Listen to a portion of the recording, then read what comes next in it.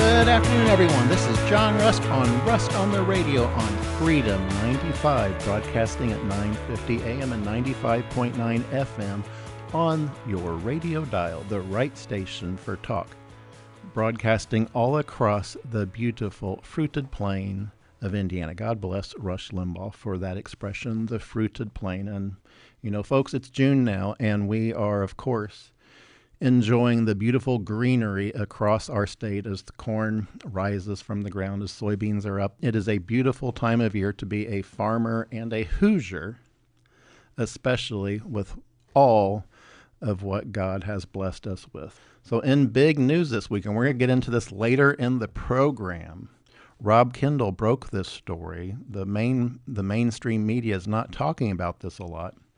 Maxamillion Engling, otherwise known as Max for Indiana, who is running for Secretary of State against David Shelton, Jamie Rittenauer, and Diego Morales, has came out, according to Rob Kendall.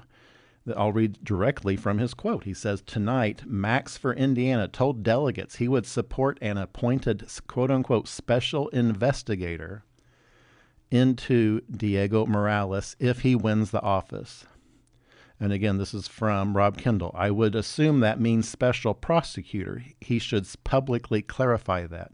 He would likely win a lot of votes. I'll discuss tomorrow." And folks, you can find out more on Rob Kendall's show, on the Rob Kendall Show on YouTube. It's a fantastic show covering Indiana politics. I highly, highly recommend following Rob Kendall on YouTube. It is a fantastic show.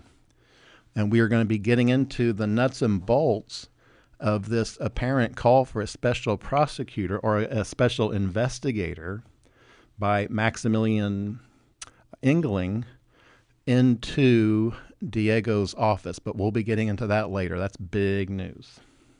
But first, folks, we have a very special guest in the studio today, Mark Bense, who ran for County Council District 2 in Bartholomew County as a Republican.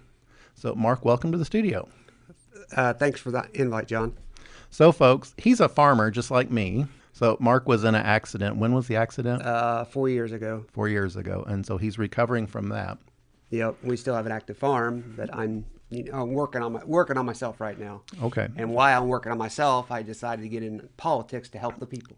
And that's what I did too. So we're on the same page on that. So folks, Mark narrowly lost his primary election by just a few votes, correct? That's correct, John. How many votes was it? 7. 7 votes out of how many votes cast? 1,800. Okay. I had 861, and she had the difference. Okay. So Mark ran against an established incumbent, correct? Yep, that was the party's choice. And came within 7 votes of knocking off an incumbent. That is a spectacular achievement. And to me, that shows how Hoosier voters are sick of the establishment. And the candidate Mark ran against, is purely a political favorite or a political chosen candidate. But she knocked off the incumbent. The incumbent she knocked off. He opposed everything that the county did, so they found the replacement, and this was the replacement. The replacement doesn't oppose the county, what the county wants, so you know how that goes. Okay. I was introduced to Mark through a mutual friend who talked about Mark working to have a recount go in for his race. Do you want to explain that process, Mark? It hasn't been easy or fun, John. The party should, you would think that the party should support you, correct? Correct. That's not the case. If they like the incumbent, they will not support you. But, and folks, we all know what's happening up in Lafayette and another establishment, GOP, going after someone who was an incumbent and won, but the establishment candidate who was going against this person, the GOP is actively working to help with the race, and they're not doing that. It's never been done in county government before. It was done in city 3 years ago, and they did a recount on a general election. That was a city. City and the county is two different things because we do there's a lot more bodies involved. Right. And He said, as a county chairman, I'm entitled to have votes recounted only on a partisan election. What's your thoughts on that, John? They will only do it when the establishment candidate is at risk. They will never do it for an outsider. Look at what they did to me. They threw me off the ballot completely. They wouldn't even let Hoosier voters have a chance. Abraham Lincoln said elections belong to the people. It's their decision. Not in Indiana. Folks, in Indiana, the elections actually belong to your county chairman, because if you decide, like me, who was a chicken farmer all my life, working over 40 years of my family's business, helping feed literally tens of millions of people every day. We produce over 17 million eggs per day. Per day. That's feeding millions of people. I have a broad level of experience in business and in helping get things done economically so that Hoosiers and people all over the United States have an economical form of protein.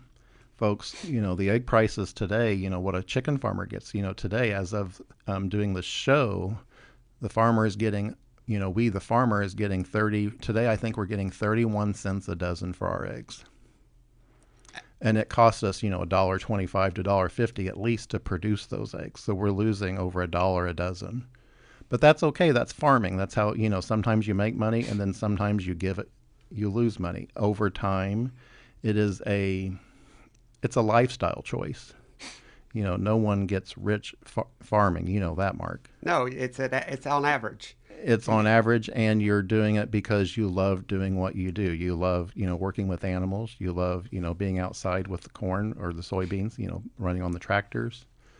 Or, in my case, you love, helping feed America. And what I was going to say on your eggs, that as a taxpayer, we, in a general mindset, we don't think about the price of alcohol. We don't think about what we're going to pay for a steak. We think about the price of gas. We think of the price of eggs. And we think about the price of milk. These are minute items that we think about, and we search for these items. Why is that, John? Because we'll pay $20 for a pack of cigarettes, and we'll complain about Indiana 50 cents more for a carton of milk or eggs. Right. It's funny you mentioned cigarettes, folks. Indiana has one of the highest cigarette taxes in the country now. We raised taxes on cigarettes at almost $1 billion last year in 2025 to make up an alleged budget, even though, folks, as I understand it, we're looking at a $5 billion budget surplus this year. So do you think they will do away with the cigarette tax increase? No. Do you think they'll do away with the gasoline tax permanently? No. They're doing away with the gasoline tax temporarily, Mark, because I put up billboards all across the state of Indiana saying, axe the gas tax. And boy, that pissed people off. But I'm like, I'm doing the right thing. I'm fighting for Hoosiers. I'm a farmer fighting for Hoosiers, and that's what you were doing.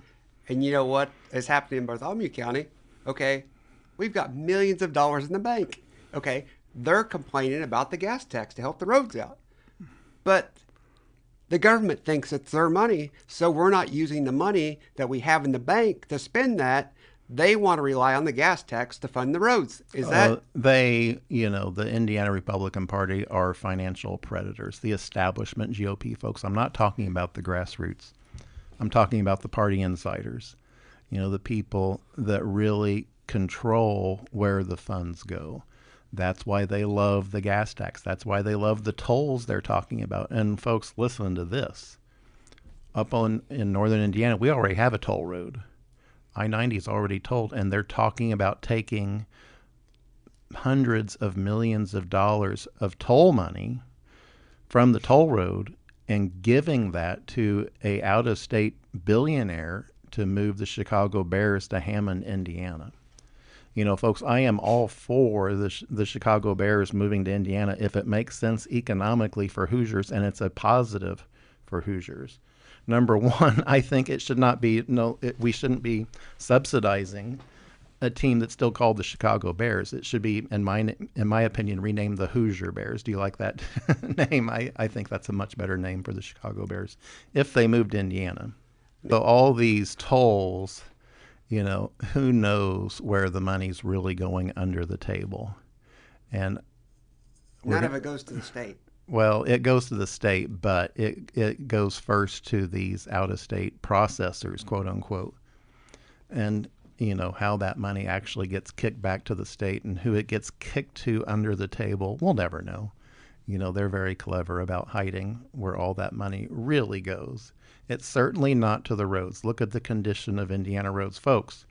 According to a recent survey by a trucking association, Indiana has one of the worst road conditions in the United States. One of the very worst. Isn't that pathetic? Compared to how we're taxed. Did you know, Mark? Indiana has the 5th highest gasoline tax in the country. We're a red state, and we have the 5th highest gasoline tax. In addition, you have the sales tax. Now, temporarily, the governor has suspended the excise and sales tax on gasoline. But that's just temporary, folks. With the Iran war causing the gas prices to skyrocket, of course, that had to immediately be removed. But, they're saying the quiet part out loud by reducing the tax temporarily. They're showing it wasn't necessary at all in the first place. And folks, I will reiterate, Indiana is facing a $5 billion with a B billion-dollar budget surplus this year, according to the news. Why on earth are we even keeping those gasoline taxes permanently? They should be repealed completely.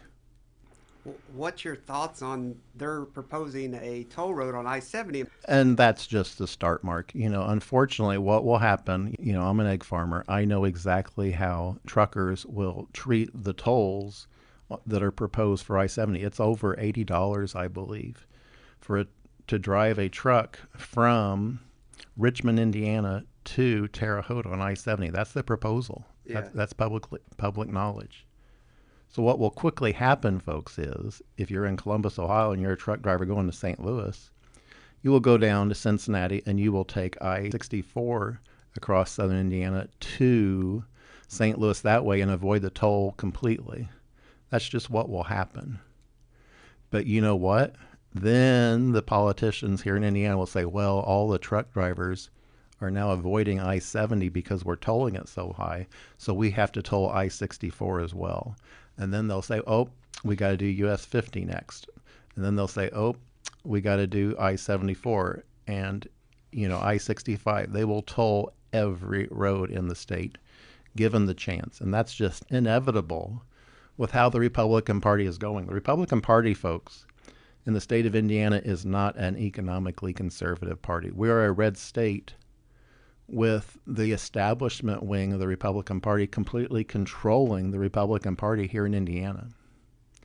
And it's what Mark is up against in Bartholomew County. When you get people who want to be economic conservatives, they have to fight everything to even win office.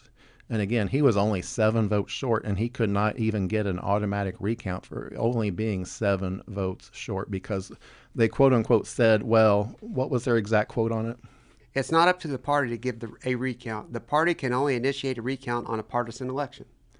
And so because it was in the primary, no, they don't want to do that, except when the powers that be decide they don't like who won or lost. And they're doing that up in Lafayette. Up there, so up there the incumbent won, but they're not liked by the establishment wing of the GOP. So of course now they're coming in and they're going to be doing a full recount. We're looking at an Indiana establishment that is so out of touch. They think you need to be paying, the 5th highest gasoline tax in the country. They think you need to be paying tolls for every mile you drive on interstates, and that's coming. We talked about I-70 and then the $80 toll for trucks. It was going to be, I believe, $8.70 to drive a car from Richmond to Terre Haute on I-70. And they will put that on every mile of Indiana interstates, folks, because that is what the law has authorized. The Indiana General Assembly has completely given any future governor the outright authority to toll every mile of Indiana interstates. So if we have a Democrat governor come in, they could absolutely toll every mile of interstates. But I mean, what's the difference between that and what we have now? Because the Republican Party in Indiana, they're the supermajority in the General Assembly and the state Senate. They're the ones who authorize tolls to begin with for every mile of interstates. It's crazy.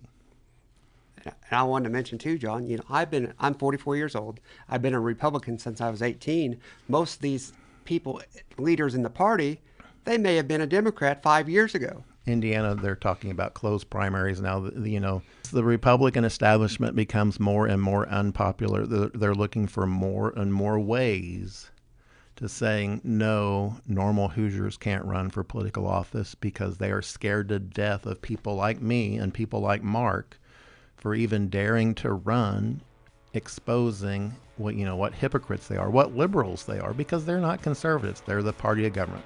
Folks, we're out of time for this segment. When we come back, we're going to dig right back into Indiana local politics. This is John Rust on Rust on the Radio. Stay tuned.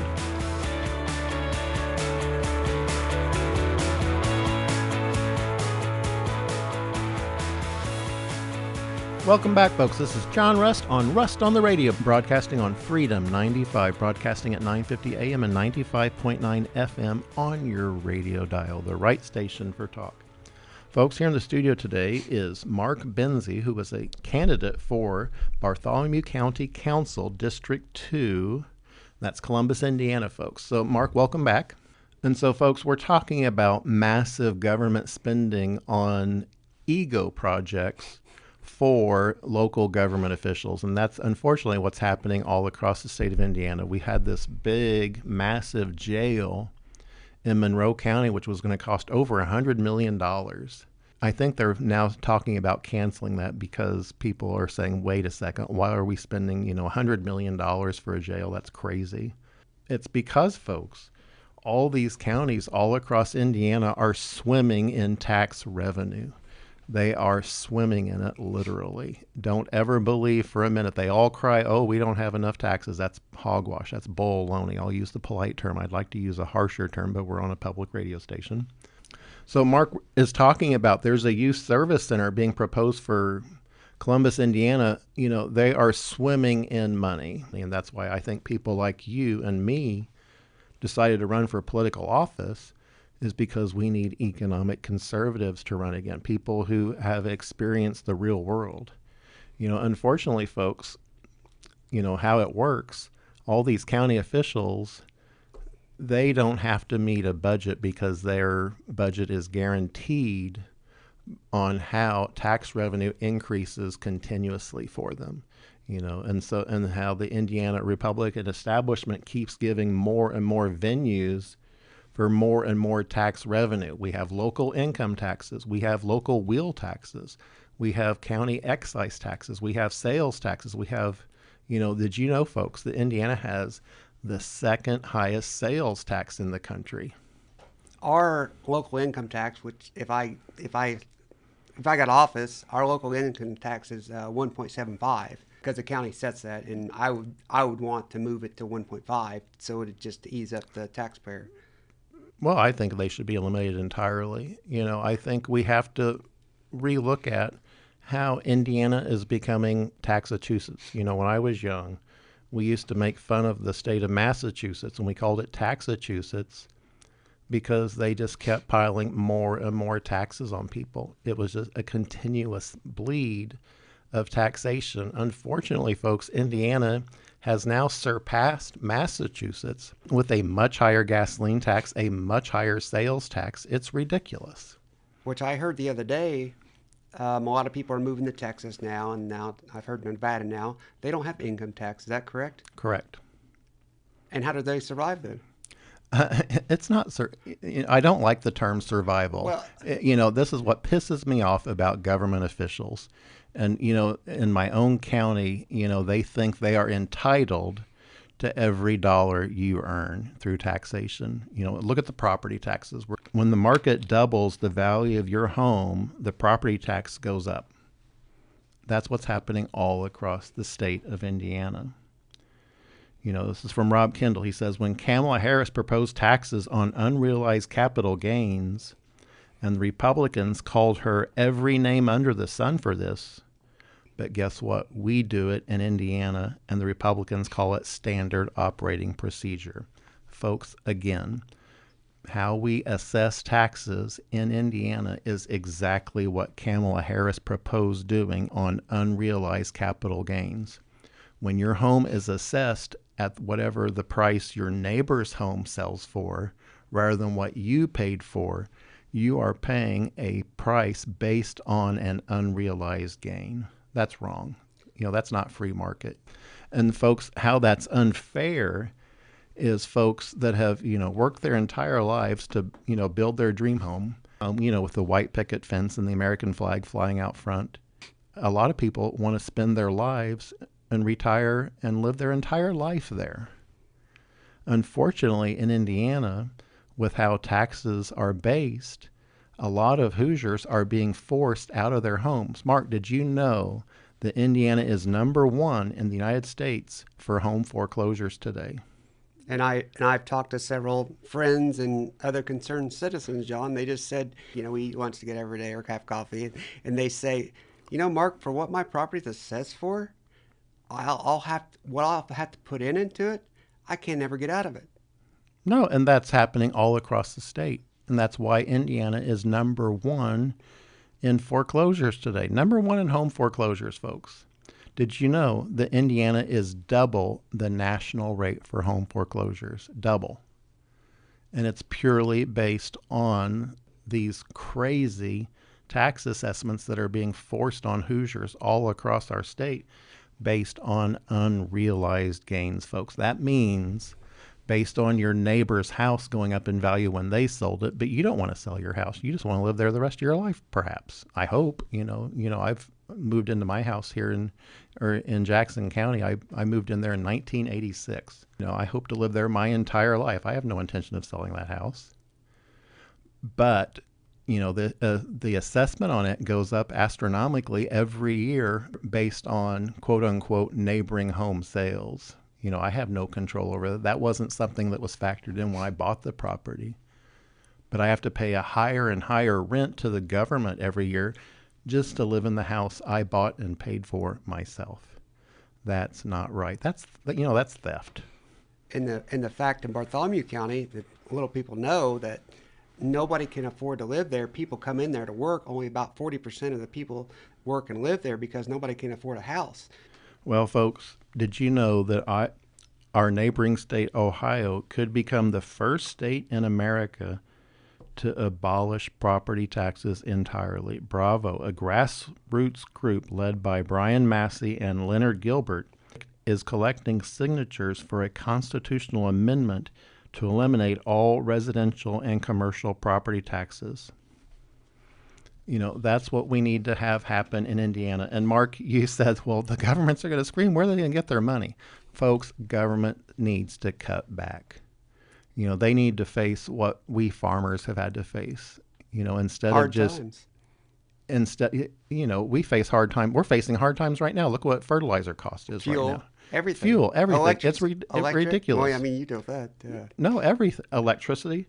Don't get me started on that, but you got me started on that, folks. Duke kind of owns the government, Well, that's pretty obvious with what's happening.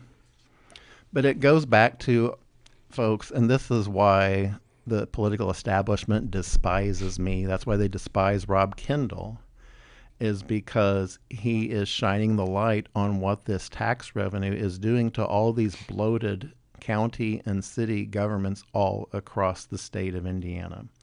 Folks, this is from John Schmitz. He reposted this on his Mouthwash talk show. Indiana collects over $11 billion, with a B, billion dollars in state sales and use taxes annually, making it the largest source of general fund revenue. In fiscal year 2024, sales tax collections totaled approximately $11 billion, with a B, billion dollars, representing 49.5% of the total general fund revenue, generated by a 7% sales tax rate. Folks, remember this. Indiana, that 7% rate, That is the second highest in the nation. Only the state of California has a higher sales tax rate. I believe theirs is 7.5%. We're at 7%. Do you think the governor froze the gas tax during the election to help out the party's candidates? Number one, I think my billboards got him to do that. I really do.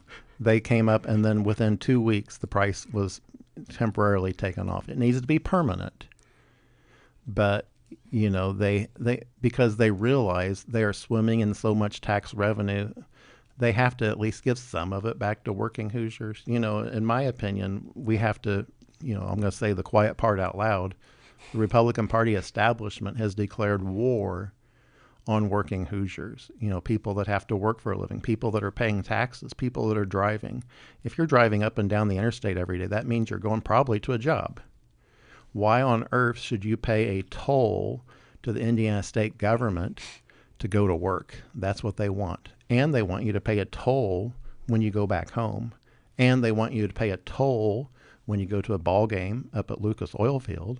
Or they want you to pay a toll if you're going to someone's wedding, to a family member's wedding. That's where we're at today. I want to jump back to property tax because when I heard this, I investigated it. There's no property tax on disabled veterans, correct?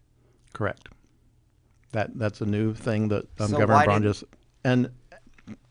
that's government picking winners and losers again. It should be for everyone uniformly. I am for property tax being eliminated entirely, not just for select groups.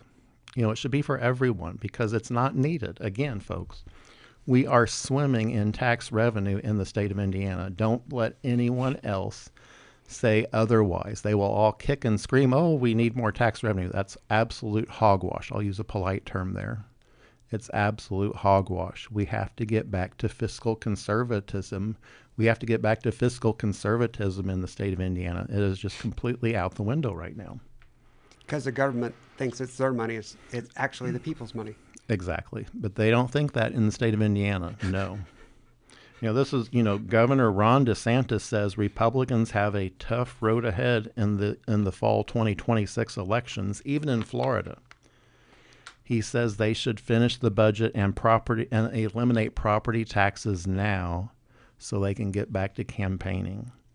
We should, Governor Braun should call the Indiana General Assembly back into session, eliminate the gasoline tax permanently and the sales tax on gasoline permanently to help working Hoosiers. With what inflation is doing today, with how much revenue is flowing into Indiana state coffers, there is zero reason to even have the gasoline tax today because, again, folks, we are swimming in money. And they were talking about how much revenue is being lost from the gas tax. And folks, they're saying, John Russ, it's easy to say, let's just get rid of the taxes. Folks, it's $50 million a month of what they're saving. If you extrapolate that, we still have $3.5 billion extra in funds in the state of Indiana. So the maths out to get rid of the gasoline tax and the sales tax on gasoline entirely today if they really wanted to. But they refuse because they want that money for their local pet projects. So in my county this past winter, I've learned that instead of spending the millions we have in the bank, they think it's the politicians' money, we asked for a grant. We got $850,000 for the roads. Where do the people come first in that deal? Oh, the people don't come first. You know where that $800,000 is really going to go? That's going to a contractor who will, under the table, line a politician's pocket. I'm sorry, that's just how I see it. And the big thing this year, and we'll get your opinion here after I say this, was the wheel tax. And I opposed it because there's a lot of counties like Shelby County and other counties that do have the wheel tax, and it's a government kickback for doing that. And they're going to put it in general funds, and that just because we're saying the wheel tax and we collect it doesn't mean we have to spend it on the roads. No, again, look at the condition of our roads, folks. So, folks, we're out of time for this segment. When we come back, we're going to talk about energy prices for electricity, not just gasoline going through the roof in the state of Indiana. Wait till you hear how much your electricity charges are right now, how much your electricity charges are going up. This is John Rust on the Radio. We will be right back.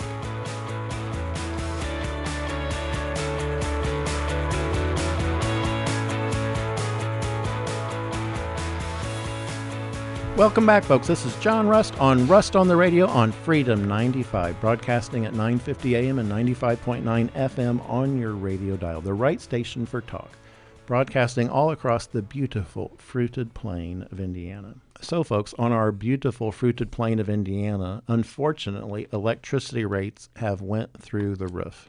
Bizarrely, Hoosiers pay 17 cents per kilowatt for electricity. I'm in the studio today with Mark Bense, who is a Republican candidate for Bartholomew County Council, and we're talking about electricity rates now. Mark, guess how much electricity rates are in comparison in Kentucky and Ohio? I don't know. They are much, much less, 12 cents per kilowatt. In the state of Indiana, we are 5 cents per kilowatt higher than our neighboring states, our neighboring red states. You know, even though Kentucky has a Democrat governor, Kentucky still burns mostly coal for their electricity. Unfortunately, the Indiana GOP establishment has bought into hook, line, and sinker all of these data centers and windmills and solar farms that cost much, much more. And specifically talking about the data centers, some of these data centers can use as much power as the entire city of Indianapolis. Some of my friends from Jefferson County, and they're just like, Mark, do you know how much electric a data center uses? I said, no, a lot. And you probably know how much. It's exponentially more than what most cities in the state of Indiana use for one single data center. And folks, I want to talk about coal a little bit. I know that may sound quote unquote not clean, but coal is actually very clean. If you go down to any coal-powered plant that remains in Indiana and just sit there and look at the stacks, all that's coming out is steam. Did you know that, Mark? There's no black soot coming out. You know, you'd think from the pictures you'd see on, after all these scare movies by Al Gore and like The Day After Tomorrow where it's just black billowing smoke coming out. That is not the case at all. All you're seeing come out is steam. That is it. They clean the emissions coming out, so all you're getting is steam coming out. How much coal do we promote in Indiana, John? Oh, they don't promote it at all. They're trying to shut the coal plants down. This is from WTHI-TV in an article by Ben Verbanek, published April 2nd, 2026. Dateline, Cayuga, Indiana. Duke Energy says keeping coal-fired plants open in Indiana will save customers money. The announcement came last week during an investigative inquiry by the Indiana Utility Regulatory Commission into investor-owned utilities. Duke Energy leadership told regulators they are looking at extending the life of coal plants. We're re-evaluating the extended lifespan of those units beyond 2032, which will be a significant cost savings to our customers. You know, folks, we have to preserve the coal-powered plants in Indiana that are operating today, and we have to be building new coal-powered plants because, point of fact, those are the most inexpensive forms of electricity out there. That's why Kentucky and Ohio only pay 12 cents per kilowatt versus Indiana, with all of our wind farms and solar farms, result in Indiana now paying 17 cents per kilowatt for electricity. That's 5 cents per kilowatt more for electricity. That is massive. And so, folks, this is from Jack Prandrelli on Twitter. It says, the world keeps saying coal is dying. The data says otherwise. 877 billion tons, a new record, was mined last year. 877 billion tons. Coal is still the world's single largest source of electricity. 80% of global energy still comes from coal. I'm going to repeat that, folks. 80% of global energy still comes from coal. China alone consumes more coal than the entire rest of the world combined. You know, folks, did you know that China is still building 2 new coal-powered power plants every week? I'm going to repeat that. 2 new coal-powered power plants are being started every week in China. You know, so Mark, what we had in Indiana for so long was our Republican establishment working to close coal-powered power plants. And instead, finally, we're at least working to try to keep the ones we have operating we need to be building new coal-powered power plants. There's a big data center being proposed for the Jefferson Proving Grounds, down by Madison. My family has firsthand experience with the nuclear plant that was proposed there back in the 1980s. The Indianapolis Star, if you ever want to look this up, has an article about this. And it said, nuclear power lays an egg. And it was talking about how farmers like my family had to pay higher electricity prices due to that nuclear power plant that was under construction being stopped. It was shuttered. It was never built. And instead, now they're talking about using the Jefferson Proving Grounds, a data center being proposed there. My proposal instead, we need to be building a coal-powered power plant there to increase Indiana electricity production to meet the demand from all these data centers. Indiana has given over $500 million in direct economic incentives to these data centers. Instead, we should be forcing these data centers to help Indiana build new coal-powered power production to get electricity rates down for all Hoosiers, rather than giving these tax breaks to the tech billionaires. Listen to this, folks. IDEM, this is from Wayne TV, Dateline Fort Wayne. Despite opposition from area residents, the Indiana Department of Environmental Management, IDEM, has approved a request to increase the number of generators at Google's Fort Wayne data center facility from 34 to 179. The request appears to have been approved last week based on a document filed by IDEM. The $2 billion project is located near Fort Wayne in Adams County. The initial permit request for 34 generators was approved in September of 2024, and now they have approved an additional 145 generators for 2025. Those are diesel-powered generator, folks. Those are going to be running because there's, point of fact, not enough electricity in the state of Indiana right now because our politicians all have their heads buried in the sand, dreaming that solar and wind will save everything. It's not. We need to be massively increasing energy production, and we're not. Where are our elected leaders on this? Why isn't the Jefferson Proving Ground being pushed as a site for a new coal-powered power plant? Folks, it's right on the river. That is the most efficient form of transportation for coal. It only makes sense that we would be having a new coal-powered power plant where that nuclear plant was going to be operated. Or build a nuclear plant there. That's okay too, but get it done. Instead, all our politicians are sitting around, with their head in the sand, just, thinking tomorrow will be a better day, they hope. But unfortunately, it's not. And you know that when you look at your electricity rates going up so much. Hoosier electricity rates went up 17% last year, folks. They went up 9% the year before that. Lord knows what the rates will increase this year. Our electricity rates are skyrocketing because of the demand from all of these data centers. I wanted to ask you, how do you think the data centers, because, on a drought, they say turn the irrigations off because we're Sandy soil in Bartholomew County, with your chickens and your farms, we need water. I mean, if they propose one in Jackson County, are you going to be depleted water, John? They're already doing that across the state, with how much water these data centers use. I used to think my family's chicken farms use a lot of water. We use nothing in comparison to a data center. A data center can use hundreds of millions of gallons of water a year. We're not even a tiny fraction of that in agriculture for using the groundwater. It is pathetic how the groundwater situation is not being addressed by our state legislature, by our governor, on how our water is being depleted for these data centers. And it's not, it's not just the electricity, it's the groundwater. What are we going to do in 20 years when there's no groundwater left, when it all gets used by these data centers? Which I've heard and read that, these billionaires, they're not buying ground out west and everywhere. They're buying it for water rights. They're buying it exclusively for water rights. And Hoosiers are being abused by our elected leaders by the real equation here on water usage, and that is the elephant in the room, but I'm going to say the quiet part out loud.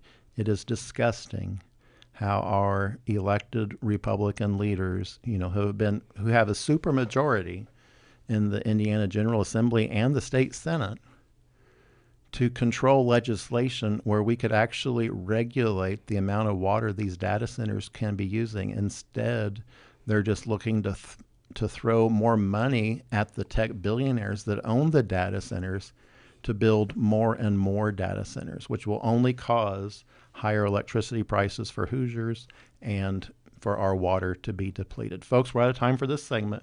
When we come back, we're going to talk more about data centers, but we also are going to get into the Indiana Secretary of State election, which is coming up very soon in Fort Wayne at the Indiana GOP convention. This is John Rust on Rust on the Radio. We will be right back.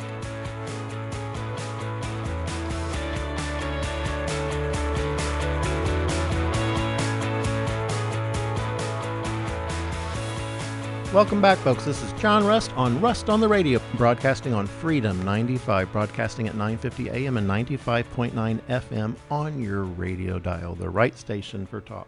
So, folks, when we opened this show, we talked about how Maxamillion Engling, who is running for Indiana Secretary of State, apparently, according to Rob Kendall, called for a special investigator into Diego Morales if he wins the office. Rob says, well, I would assume that means a special prosecutor. He should publicly clarify that. He would likely win a lot of votes.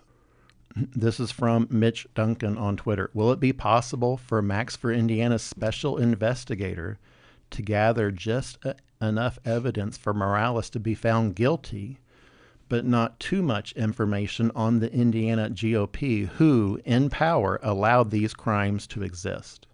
So Mike Clemens had this to say: wouldn't that be the call of the Attorney General? And Rob Kendall said, well, Rakita's already said he's totally helpless on Diego's corruption R-us empire. The only thing he can do is comically endorse, then unendorse. And he's talking about how Attorney General Rakita actually gave campaign funds to Diego Morales, I believe $10,000.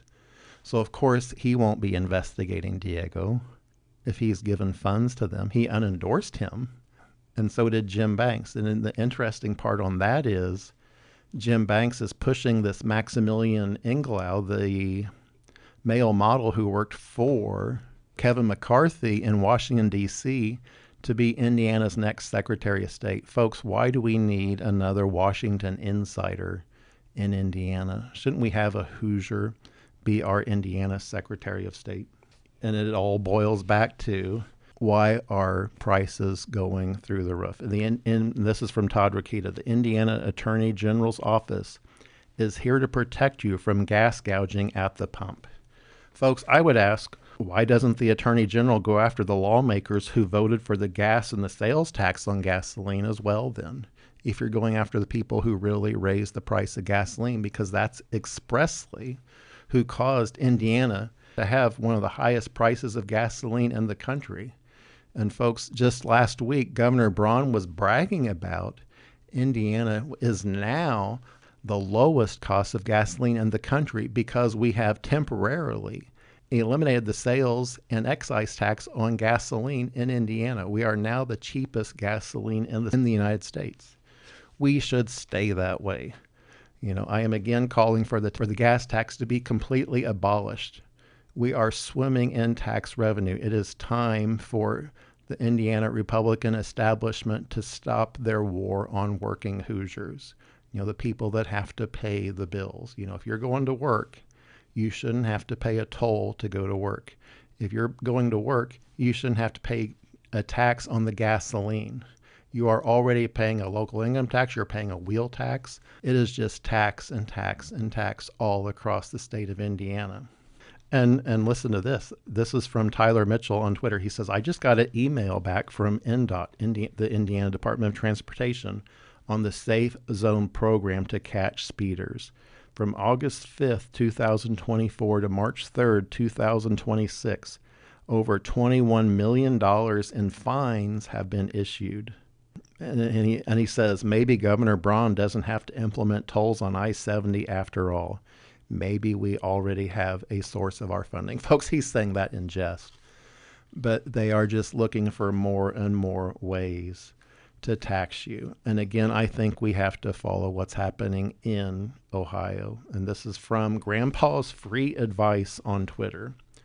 Ohio could become the first state in America to abolish property taxes entirely. A grassroots group led by Brian Massey and Leonard Gilbert is collecting signatures for a constitutional amendment to eliminate all residential and commercial property taxes and put it on the November ballot. And folks, I mentioned that earlier in the program. We can't do that in Indiana. Did you know that ballot measures are not allowed in Indiana? They have to go through the General Assembly.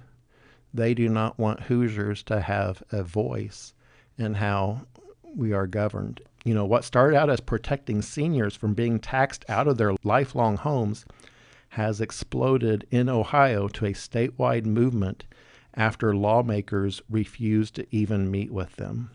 Massey says his own taxes jumped 40% in 10 years. Gilbert hears daily from seniors on fixed incomes watching their bills skyrocket. In Ohio, they need 413,000 valid signatures by July to qualify. They're aiming for much higher to have that cushion. But folks, I believe they will get that, and hopefully property taxes will be abolished entirely in Ohio, and we can use that as a blueprint for what to do here in Indiana. And from the pro-government crowd out there, folks, from the people crying and say, well, what about the local governments? They're going to have to work with less money coming in, pure and simple. You know, farmers have to do that. You have to do that yourself. When you go to Walmart and you buy your groceries, you know how much everything costs now. You know that you have a lot less money to purchase the products you want to buy because of inflation. Why shouldn't the county officials have to face that same burden that you do? Folks, we're out of time for this program, but I want to thank Mark Bense so much for coming in. Thank you, Mark. Thanks, John, for allowing me to come in. So, folks, I'm going to close with my father's favorite Bible verse, Psalm 118, verse 24. This is the day the Lord has made. Let us rejoice and be glad in it. Folks, I'll see you all again next week on the radio. You all take care.